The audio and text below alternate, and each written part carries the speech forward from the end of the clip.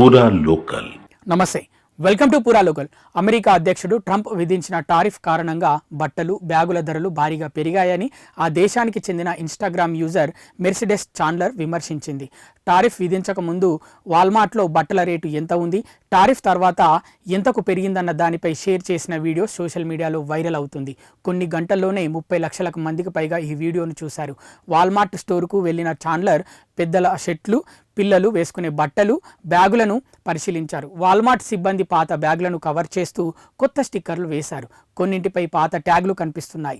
Tariff విధించక ముందు shirt ధర $960 ఉంటే అది $1050 పెరిగింది. చిన్నపిల్లల షర్ట్ ఏకంగా $611 నుంచి $960 పెరిగింది. ట్రావెల్ బ్యాగ్ ధర $1748 నుంచి ఏకంగా $2186 హైక్ అయింది. ఈ వీడియోకు డొనాల్డ్ ట్రంప్ టారిఫ్లు జోరుగా సాగుతున్నాయని క్యాప్షన్ ఇచ్చారు. ఈ వీడియోపై పలువురు నెటిజన్లు భిన్నంగా స్పందించారు. ఇది విలువైనదేనా, మనం ఇప్పటికీ గొప్పగా ఉన్నామా అని ఓ యూజర్ అంటే, మరో user make America great again నినాదంపై ఎద్దేవా చేశారు. టారిఫ్ల ద్వారా అమెరికాకు బిలియన్ల డాలర్లు వస్తున్నాయి, దానికి బదులుగా షర్టుకు $1 ఎక్కువ చెల్లించాలని మరో యూజర్ అన్నాడు.